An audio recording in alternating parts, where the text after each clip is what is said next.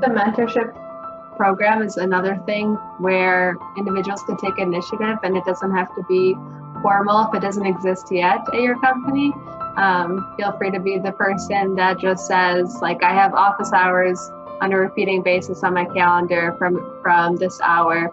Feel free to chat. I'm open to mentoring. I'm also, like, always growing as a mentee, but I think being really explicit in that, like, you're here for that purpose and it's okay to talk about that, even for cross-functional partners, is really great, because anytime you work with another department, it could be a department you may get a role in the future.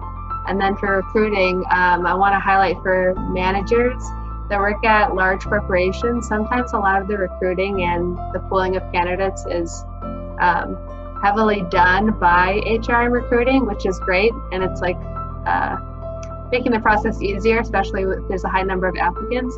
But don't be afraid to call out if you notice that the 3 phone screens were all people from like Ivy League schools with an MBA, and it's not necessarily necessary. So don't be afraid to call it out, even if you have a lot of support in the screening.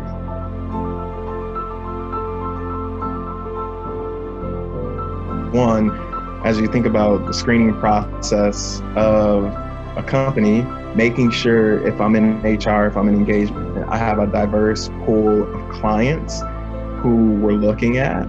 Because again, while indirectly you're looking for the best client, you should also be filling out, hey, is this pool base representative of a very diverse group of people?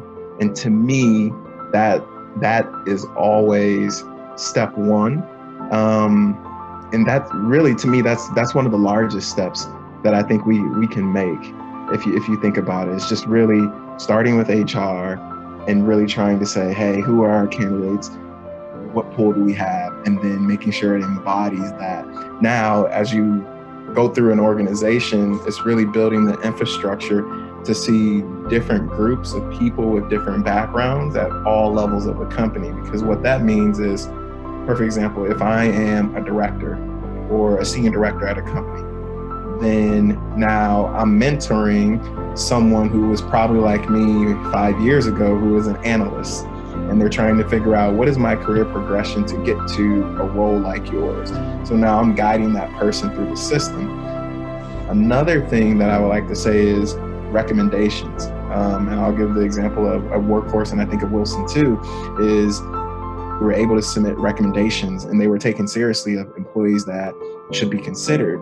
And I think that is also important, really relying on employees who can be trusted and knowing that if they're doing a good job for you, more than likely they're not going to recommend someone who isn't pretty solid. So I think one, it starts with HR and screening. Two, it starts with the mentorship program that you can do within an organization.